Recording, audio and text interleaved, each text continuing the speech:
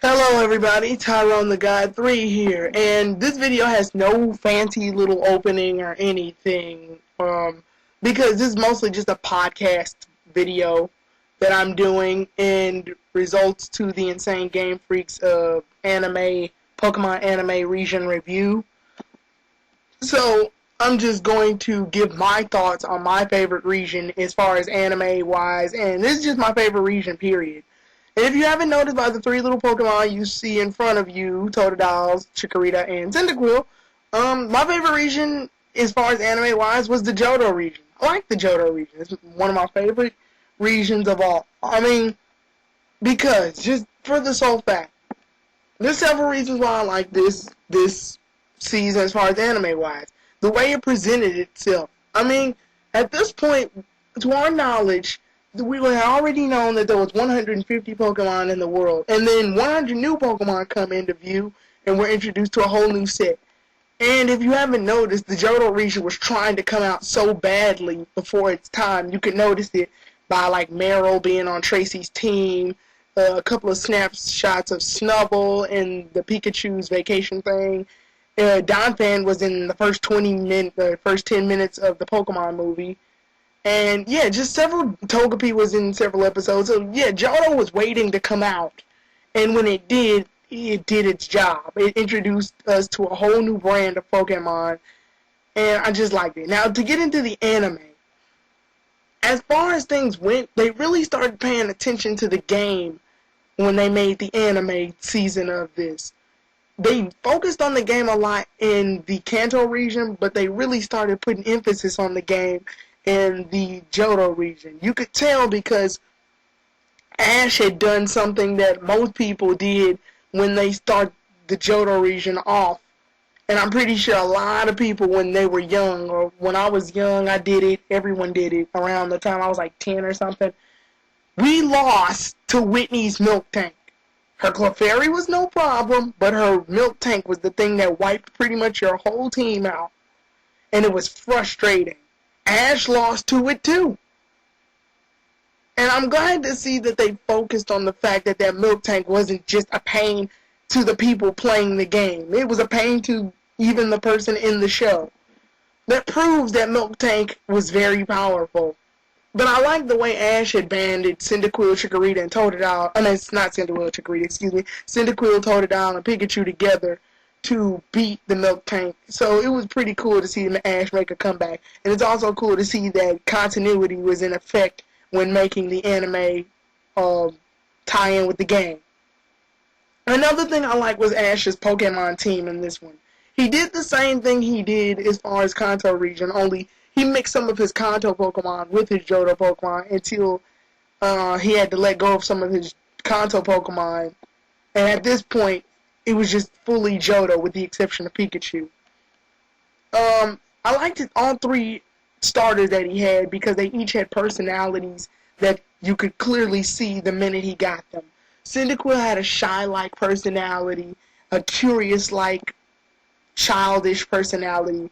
Totodile had a playful, enthusiastic-like personality where it danced a lot, and it was just so happy and cheery. And then Chikorita, like, wanted all the attention, had a little crush on Ash. It was jealous of Pikachu for getting most of the attention. It wanted to be Ash's main Pokemon. And he caught them all in the order that they were supposed to be captured. I do believe he did. Yeah, I think he did. And I like the fact that he had all three starters in this region. And the pattern stops in the Hoenn region. But he did that probably because when it comes to all three of these Pokemon, how can you really choose? Like, my favorite is Chikorita, but given the situation, I'll definitely not hesitate to use Cyndaquil and Totodile if the situation need be. So, yeah, those are some really good Pokemon to use just edgewise. And then this is also the first and only time currently that Ash gets a different coloration to Pokemon. I mean, like a shiny Pokemon. He gets a shiny Noctowl, which displays itself as a wise Pokemon, a very wise and quiet Pokemon. His Noctowl is a different color, which means his Noctowl is specifically all its own. It's original. It's its own Pokemon. There will be no other Noctowl like that for real in the anime, I'm guessing. So it's kind of cool to see that this is the first and only region where Ash ends up getting a shiny Pokemon. Another, if we're going on to talk about milestones, this is another milestone I want to bring up. This is the region where Ash beats Gary. And not just the cocky Gary that we came to love and freaking hate in the Kanto region, but the Gary that was mature. In the Jhoto region, Gary had gained more of a plot development, character-wise, because he was more mature. This Gary was more focused. After losing horribly in the Kanto region's league, he decided to lock down and be more serious. And even with all of his seriousness, the epic battle that he had with Ash, Ash ended up winning, and that became an important milestone in Ash's life because Ash and Gary have had a big rivalry that's been going on since the beginning of the series, and even before the series. So it's nice to see that Ash locked down and was able to beat a rival that he wanted to beat for such a long time. And it made a lot of people happy. He didn't even use Pikachu in that battle. I guess they were trying to implement the old red and blue like Pokemon because he had Charizard fight off against Gary's Blastoise. So I'm guessing they were trying to bring like the anime and the video game into view as their old rival battle, which was very good to watch. And I think it was a 2-part episode. Yeah, it was 2 episodes into 2 episodes of their battle. So yeah, it's an important milestone. And another thing they put into effect as far as the video game was the shiny Gyarados that you meet. Lance ended up catching it, which I thought was kind of interesting, but it's suitable for him seeing as how he's a dragon type Pokemon trainer. So he ended up catching the Gyarados, and truthfully, I didn't even think they would pay that much attention to the shiny Gyarados. And I'm glad they also put into continuity Price and his attitude towards Pokemon and people working together. And Ash was able to turn the relationship of that around when he won the battle. So yeah, I'm just glad to see it. And I like how Ash cared a lot about his Pokemon in this region.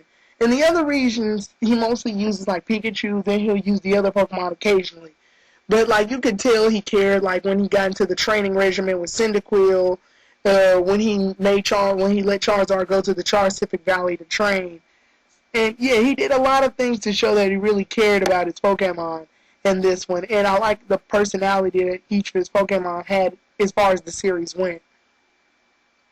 This is by far, yeah, one of my favorite of the anime regions because a lot of very important plot points happen. And I think that's pretty much it. Yeah, the Jhoto region is my favorite. Tyrone the God 3 out.